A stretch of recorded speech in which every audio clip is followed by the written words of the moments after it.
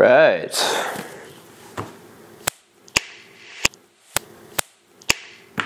What's up, everybody? You're probably wondering why I have sunglasses on, but I am going to say that you are weird because these aren't sunglasses. You weird fucks. These are not sunglasses. These are blue blockers. I'm going to put a link in the description because this episode is going to be all about sleep. It's going to be an interesting, cool... Actually, I don't even need these on. I'm not using a knife. Silly me. This episode is going to be all about sleep. I'm going to do an interesting thing because I haven't yet done a lot of DIY on my 365-day project, which is very silly because I love DIY very, very, very, very much. I actually might use the knife a little bit to trim things up. I love DIY. It's one of my passions. And in the intro, I've had part vlog, part DIY channel for a long time. So why haven't I done that? It's been very silly for me to say part vlog, part DIY channel and not have any DIY. It's like the worst thing I could do. But alas, I did it. I made that horrible mistake. So I'm going to mix the type of thing I was doing before, which was self-improvement advice, and taking my own advice, building a passionate life, and follow my passions. This is right here. And follow my passions on air. If you could call this air, it's not really being broadcast. Who's excited for Mandalorian Season 8 finale? This is going to be released 2 days, I think. It's going to be released the day after it comes out. So I will have watched it, y'all will have watched it, which is really cool. I'm excited to see what happens to the child, to Grogu. We now have a name. Shout out to Chris Hyde, the teacher for Lumber Society. Cool fucking dude.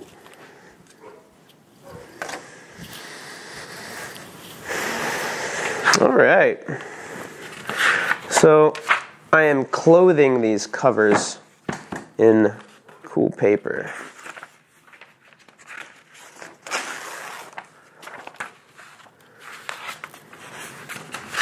Very cool paper. Oh, look at us. Look at all this really cool paper. Really, really cool paper. This is some pretty cool shit. I got this from Amazon. I'm actually going to put all this stuff in the description. Let's start with these.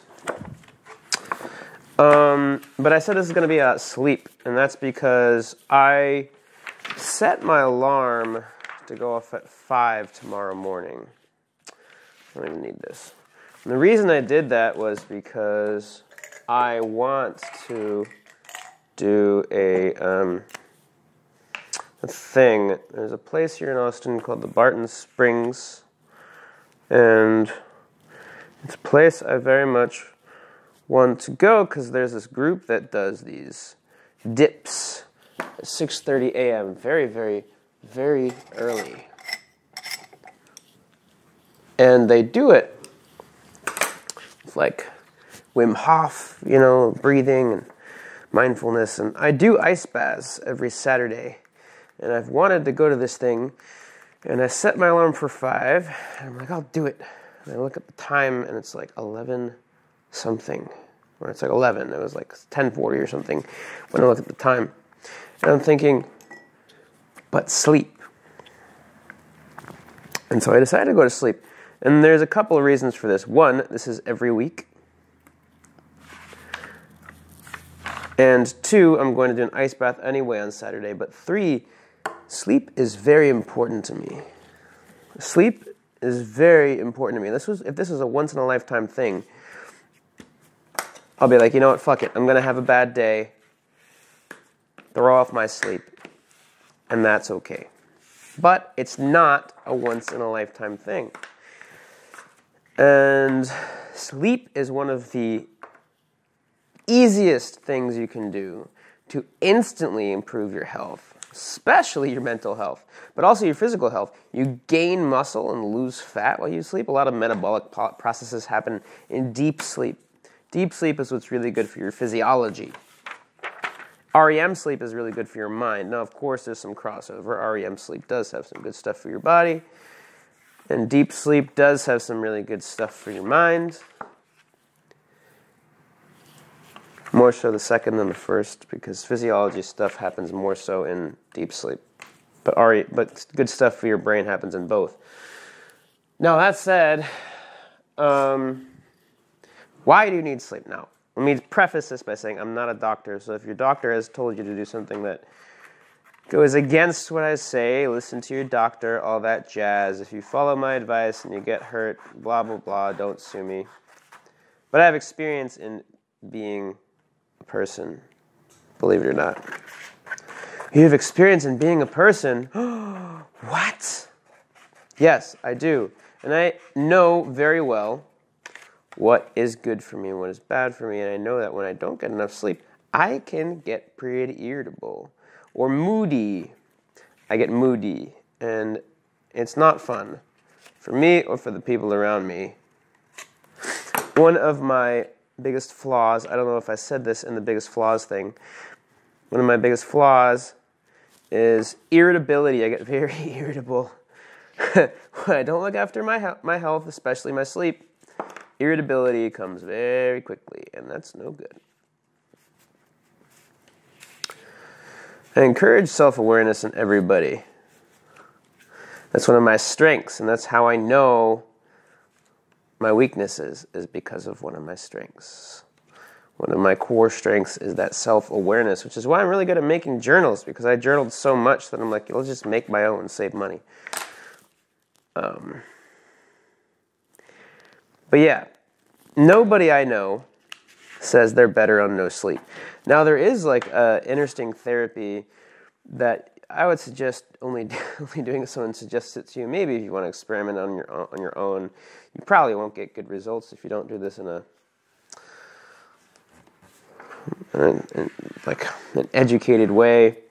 But there's a sleep deprivation technique to help with certain types of depression. And I actually did this on my own because I was at one point. See, my problem, if I have any imbalances, it usually manifests as the opposite of depression. It usually manifests as something that looks more like mania. It's kind of like, if I have any imbalances, usually it actually manifests as irritability and anger and rage. That's how my imbalances come out. Now, I'm usually pretty balanced, and I'm usually very integrated and healthy, and that's because I do a lot of work on my health, both mental health and physical health. But it comes out most of the time as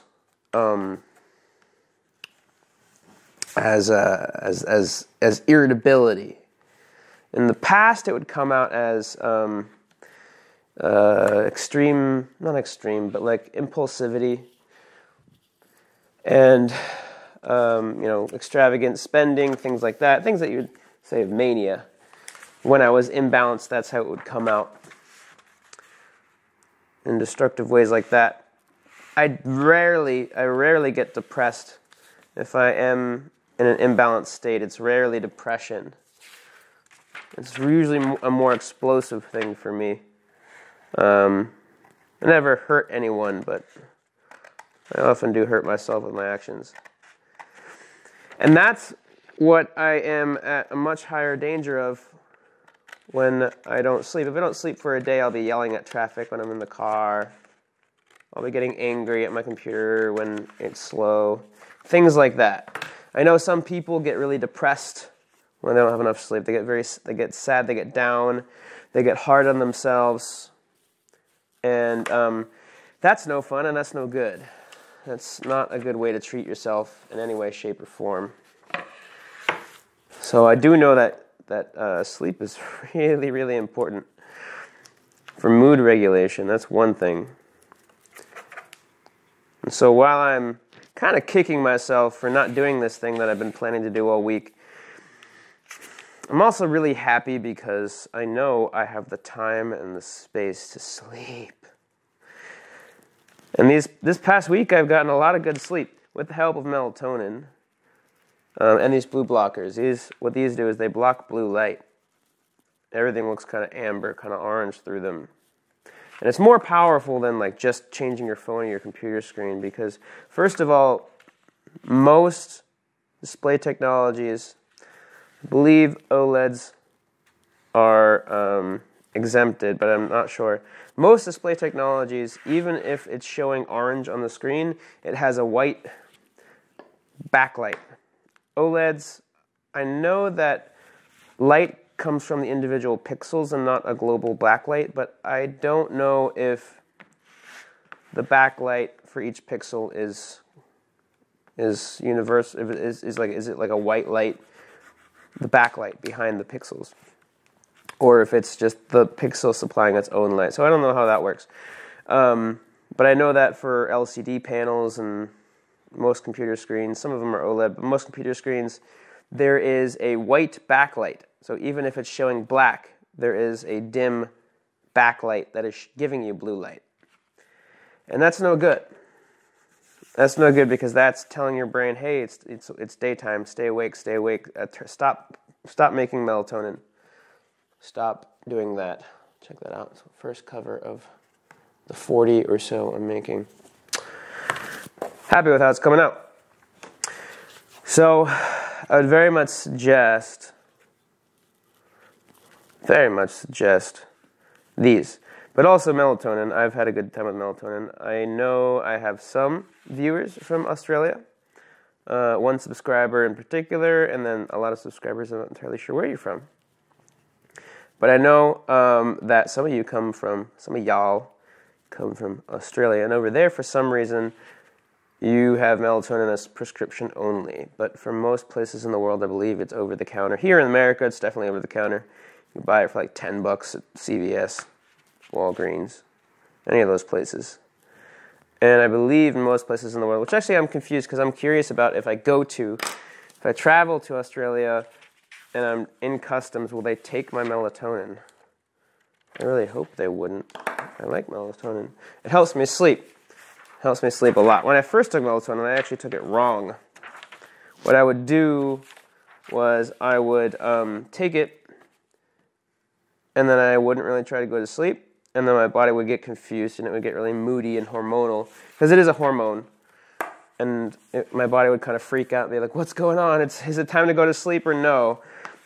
Melatonin doesn't put your body to sleep. It just tells your mind it's time to go to sleep and to start preparing. It tells your body and mind it's nighttime, essentially.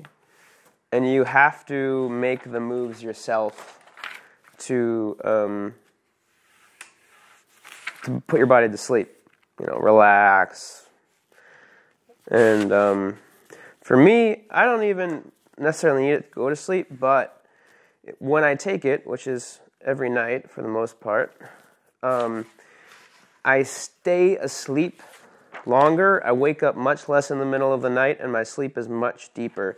And I have data to back this up. I wore a Whoop strap, and the Whoop strap told me all this. It told me when I took melatonin, it showed me the differences. Because I told it in the morning, every single morning I told it, did I take melatonin or not? And it told me, I had much less time to fall asleep. I had much less disturbances during the night. I had much higher portion of REM and deep sleep. And I had much higher recovery, much higher heart rate variability the next day or overnight in my deep sleep, because I think it measures it during your deep sleep. So there's no mediating factors or whatever. So that made me, and I also felt a lot better the next day subjectively. So there were only reasons to take melatonin. I did some research. You don't get dependent on it, thankfully. It just kind of Some people don't like it. They say that they get really tired the next day. I take like more than most people think about taking. I take, depending on the night, because I take like 15 to go to sleep milligrams, and then I take 5 milligrams every time I wake up during the middle of the night. And I don't wake up tired. I wake up like really relaxed and nice and like ready to take on the world, and it's nice. But it's more than like a lot of people take. They only sell pills up to 10 milligrams, I think I've seen. The ones I take are 5s, and I just take a bunch of them. But it's fine. Like, it works for me, and I don't like... And when I'm really, really, really tired, I can go to sleep without it. But I like taking it because the sleep is always better when I do have it. So that's my experience with it. And that's my experience with why sleep is good for you. When I don't have sleep, I'm irritable. I don't remember things as well. I'm quick to react. I don't plan as well. I have ruined relationships, many of my relationships in the past, in my early 20s. I've ruined many relationships by not having sleep and not being able to regulate. Like, I'll send shitty texts, like butthurt texts to girls, or like angry texts to friends, and like burn bridges. I would bomb bridges when I was in my early 20s. When it came to relationships, I would H-bomb bridges. I'd be like, fuck you, because you did this silly, stupid thing. And I had deep issues. Everyone has issues. I had a pretty chaotic childhood, so I had some more than normal level of issues, which I thankfully have done some good work on. But, which is another reason why I suggest journaling. Journaling is like, it's amazing. It's amazing for self-improvement, self-development. Check that out. Check that out. Sexy as fuck. Check that out. Check that out. It's hard to focus. Still focusing on my eyes. My face. It doesn't see my eyes, but it focuses on my face. Anyway, sleep's important, folks. Make sure you get enough of it. Some ways to get enough sleep: take a warm bath in the evening, right before you go to sleep, as close to bed as possible. That is really nice and a really easy and good way to get some good sleep. Another way is melatonin. If you're in Australia, get a prescription for it. Test it out. I know a lot of people hate it.